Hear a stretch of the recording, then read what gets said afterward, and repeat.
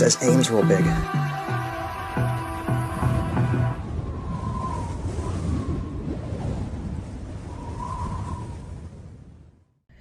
Hi everyone, got a biggie for you today. This one's going to be a good one. This takes place in the wee morning hours of July 14th, well after midnight. This would be an all-nighter for me. A tiring one, but fun and absolutely worth it.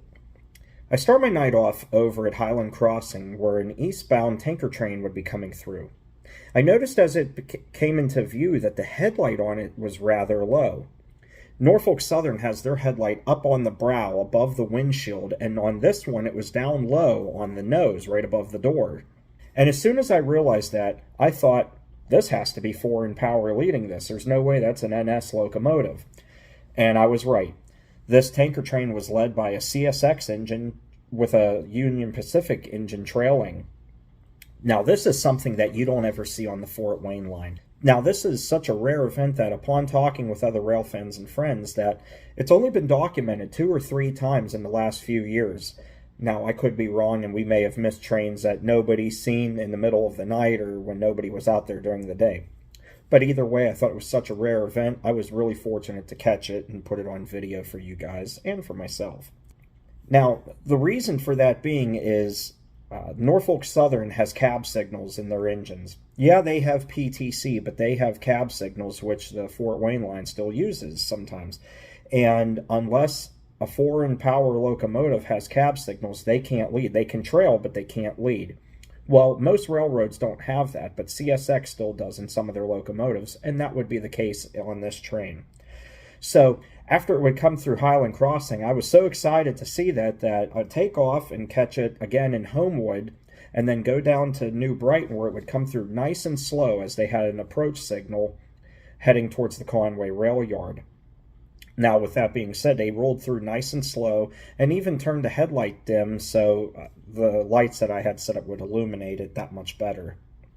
It would eventually work its way through Rochester going into the rail yard, but that wouldn't be before I would catch 2 intermodals heading west in Rochester.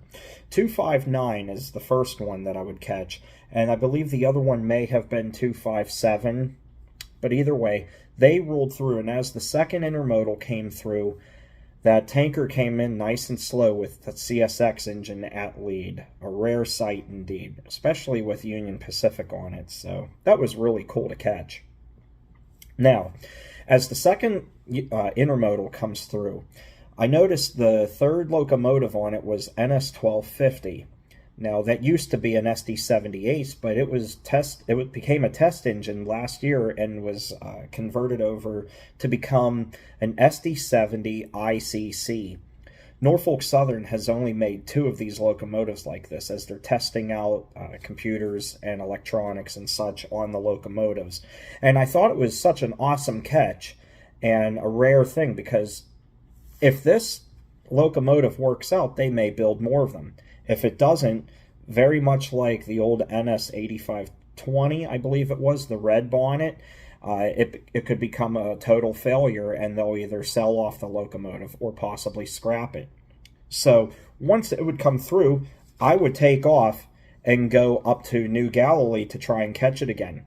Well, somehow, don't know how this happened, but it came through so slow that I was able to catch the first intermodal come through, and then that one with 1250 on it, and then I would catch it again in Enon Valley over at McRoberts Crossing.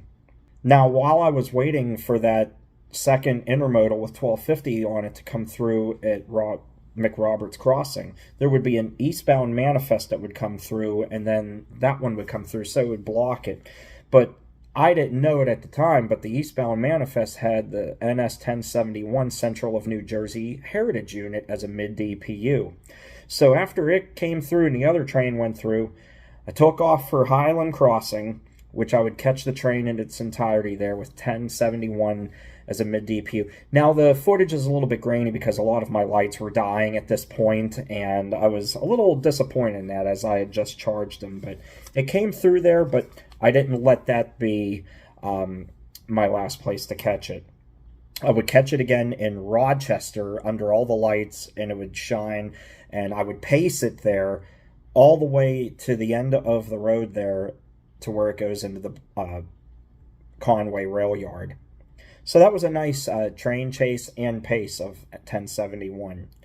Shortly after that, I'd go back to Rochester and catch the Amtrak 30 Capital Limited, which was running on time. So you have to remember it's 4 in the morning at this point. So the 30 was running on time, and when that came through, I realized, wow, it's really late at night or very early in the morning at this point. Once that would come through, I would take off to East Conway to Penny Street, where I would catch up with the manifest again, as it would be reversing back into the yard and catch NS1071 one more time, as it would back into the yard to break down its train and get prepared for its next service. And at this point, it was going on 5 in the morning, and it was starting to get daylight. So a big one for sure. I know this intro is very long, but I had to accurately describe everything that went on in it. So with that said, let's go trackside and catch all of the action in one night. And that headlight's low. That headlight's not up on the brow.